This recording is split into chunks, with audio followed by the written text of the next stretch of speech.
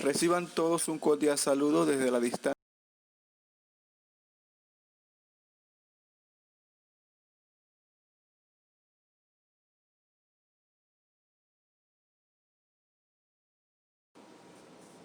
Naturaleza del fenómeno.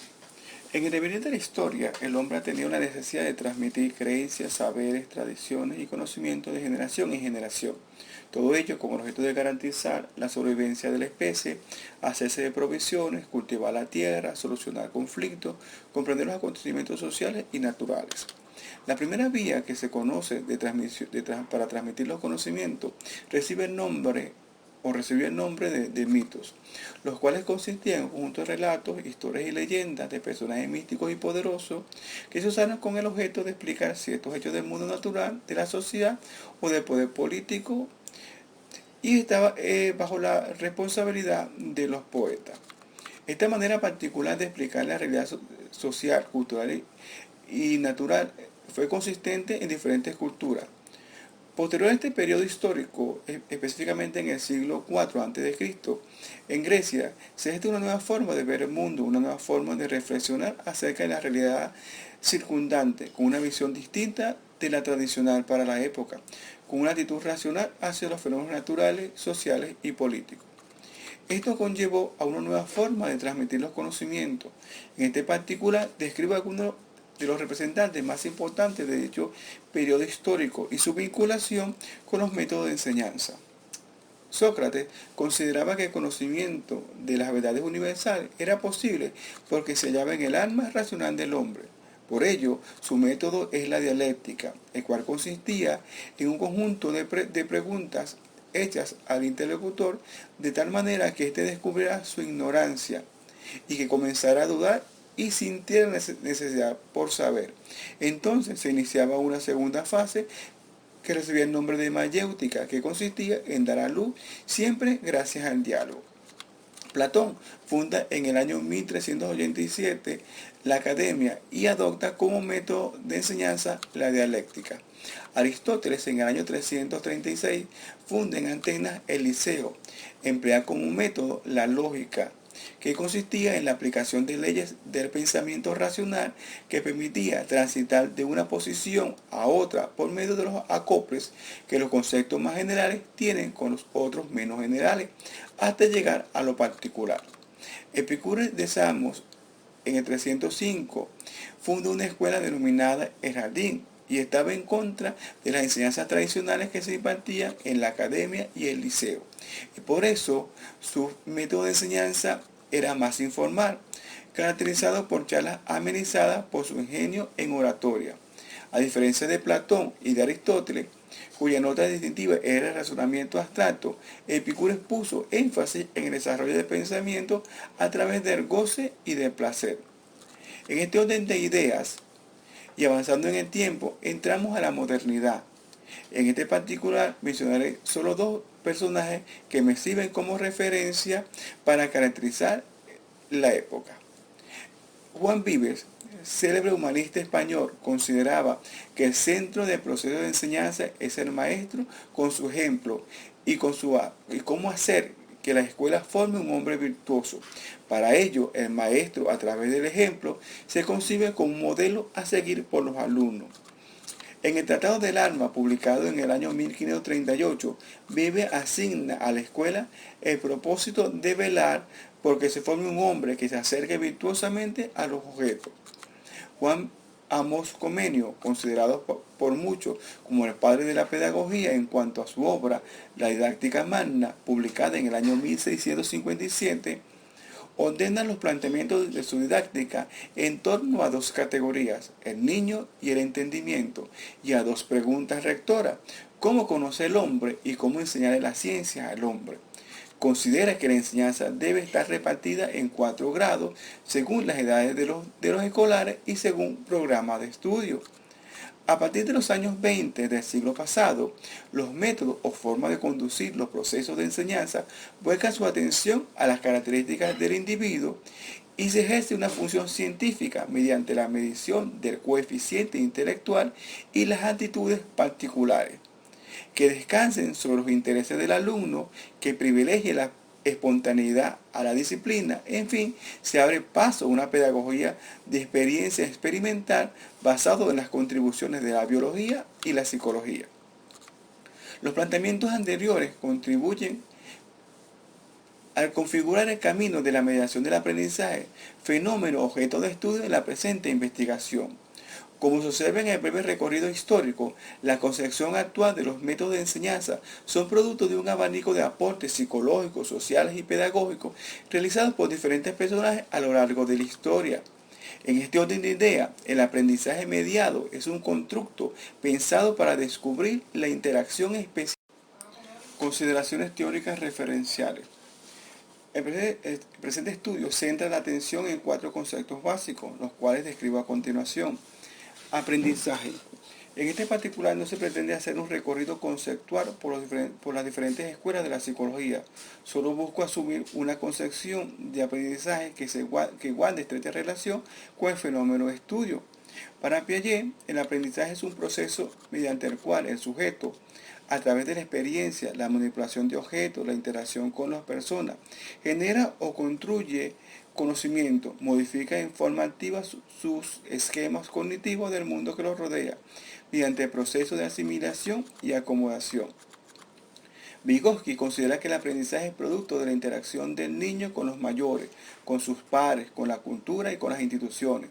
Estos son agentes desarrolladores que impulsan y regulan el comportamiento del sujeto, el cual desarrolla sus habilidades mentales, pensamiento, atención, memoria, voluntad, a través del descubrimiento y el proceso de interiorización que les permite al sujeto que aprende apropiarse de los signos e instrumentos de la cultura, reconstruyendo sus significados. Por otra parte, Brunet considera que el aprendizaje como proceso activo en que los alumnos construyen o descubren nuevas ideas o conceptos basados en el conocimiento pasado y presente o en una estructura cognitiva, un esquema o modelo mental, por la selección, transformación de la información, construcción de hipótesis, toma de decisiones y la ordenación de los datos para ir más allá de ellos. De los planteamientos anteriores se pueden obtener unos puntos claves para la investigación. Primero, existe un proceso de interacción de experiencia entre el sujeto que aprende y el sujeto que enseña. 2. Se requiere el docente como sujeto que enseña. 3. Es un proceso activo. 4. Se procura la modificación de las estructuras y esquemas cognitivos. Y 5. Se espera que sea duradero en el tiempo. Mediación. Etimológicamente, la palabra mediar proviene del vocablo latín mediare, que significa articulación entre dos entidades o término en el seno de un proceso de diálogo o razonamiento. Por otra parte, la Real Academia Española lo define como llegar a la mitad de algo, interceder o rogar por alguien, interponerse entre dos o más que riñen o contienden, procurando reconciliarlos y unirlos en amistad, tomar un término medio entre dos extremos. De las 2 definiciones anteriores se puede inferir varios aspectos importantes. El acto de mediar implica 2 o más actores: intencionalidad, reciprocidad, equilibrio y razonamiento. Eclecticismo. Etimológicamente, la palabra eclecticismo proviene del vocablo griego ekligei, que significa elegir o seleccionar. Así se construye la noción de que el eclecticismo es la elección y selección de diferentes elementos para crear algo nuevo que no se adapta a una realidad única o persistente. Es decir, es aquella persona que para juzgar una situación, en lugar de decidirse por consideraciones filosóficas, se asume como corriente filosófica el existencialismo de Jean-Paul Sartre en 1945 y el humanismo de Carl Rogers en 1953. El existencialismo sartriano centra su idea en la libertad, la considera como un hecho y un valor. Es una doctrina que hace posible la libertad y la responsabilidad del hombre. Sartre declara que toda la verdad y toda acción implica un medio y una vida humana. En este sentido, y en la misma dirección, el humanismo rogeriano procura el desarrollo del individuo, sus potencialidades, crecimiento personal, originalidad, creatividad, imaginación, sentimientos positivos hacia el conocimiento y vivencias cognitivas. ubicando al ser humano en el centro del quehacer teórico y práctico.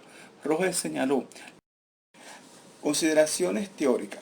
La teoría de la modificabilidad cognitiva estructural de Feuerstein de 1996 postula que cualquier individuo es susceptible de mejorar su capacidad intelectual, aprender y aprender a aprender, si se involucra en experiencias de aprendizaje mediado. En síntesis, la esencia de la teoría consiste en que A. El estudiante es capaz de modificarse mediante procesos cognitivos con el fin de adaptarse a las exigencias del medio. Y B. El desarrollo humano se logra en tres dimensiones: biológico, psicológico y sociocultural. En la misma línea de investigación, Feuerstein postula la teoría de la experiencia de aprendizaje mediado. La misma sostiene que el individuo es capaz de modificar su estructura cognitiva con intervención de otras personas y de instrumentos adecuados para estimular el desarrollo cognitivo. Considera la mediación del aprendizaje como un proceso de interacción entre el estudiante y el docente. Asimismo, la mediación es el resultado combinado de la exposición directa al mundo y la experiencia mediada. Por otra parte, pero en la misma línea de la interacción social del estudiante y el docente, Vygotsky en 1938, en su teoría sociocultural se enfoca principalmente en la interacción entre los individuos y su entorno, teniendo como principio fundamental que el individuo, a través de su constante interacción social, construye y forma su propio conocimiento, de tal manera que el aprendizaje individual emerja como resultado de un devenir de múltiples ideas en una sociedad con conocimientos amplios y diversos.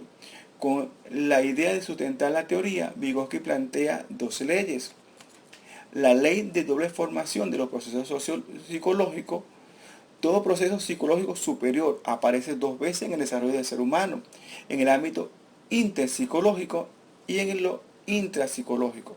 Lo primero se refiere a las relaciones con los demás y lo segundo a la relación consigo mismo. La segunda ley la denomina nivel de desarrollo real, nivel de desarrollo potencial y zona de desarrollo potencial. El primero es el que se da cuando las actividades las hace el individuo independientemente. Lo segundo se refiere cuando necesita la ayuda de alguien, pero al final puede lograr hacerlo independientemente.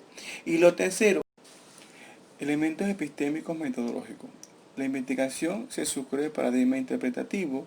El enfoque cualitativo asume como método de investigación el fenomenológico y las tres etapas planteadas por Husserl. El contexto es una unidad educativa ubicada en el municipio de Caroní del estado Bolívar, Venezuela. Se recoge información a través de 5 informantes clave. Las técnicas de procesamiento de información son la categorización, la triangulación, la estructuración y la matriz epistémica. Dimensión noxiológica. La naturaleza y el origen del conocimiento fueron los mitos y leyendas. Dimensión ontológica. La mediación del aprendizaje se desdobla en lo interno del ser. Abordar el ser único es abordar la esencia del ser. Dimensión axiológica. La libertad, el compañerismo, el respeto a las ideas, la tolerancia a la diversidad son valores de la mediación del aprendizaje. Dimensión epistemológica. La gestión del conocimiento se hizo a través de 3 reducciones: reducción filosófica, reducción eidética y reducción fenomenológica, planteada por Husserl en 1913. Dimensión metodológica. El paradigma interpretativo, método fenomenológico, la técnica fue la observación participante y la entrevista a profundidad. La dimensión. Categorías definitivas de la investigación. La revisión del material escrito, audios de los diálogos, permite ver y capturar aspectos o realidades, detalles, acentos o matices.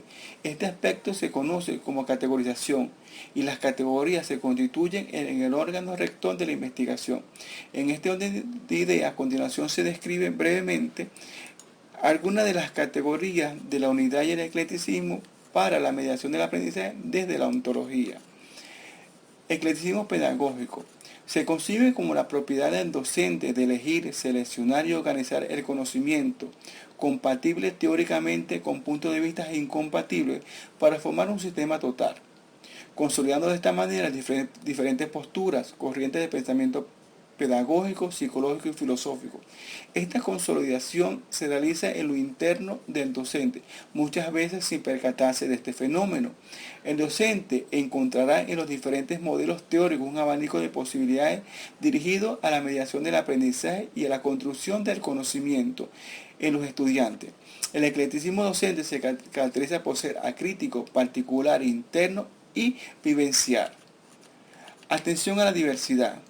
Independientemente de que se tenga la misma edad y se curse el mismo grado, la suma de las características individuales determina al estudiante como un ser único e irrepetible, con una identidad propia, cargado de experiencias, potencialidades, fortalezas, así como de limitaciones.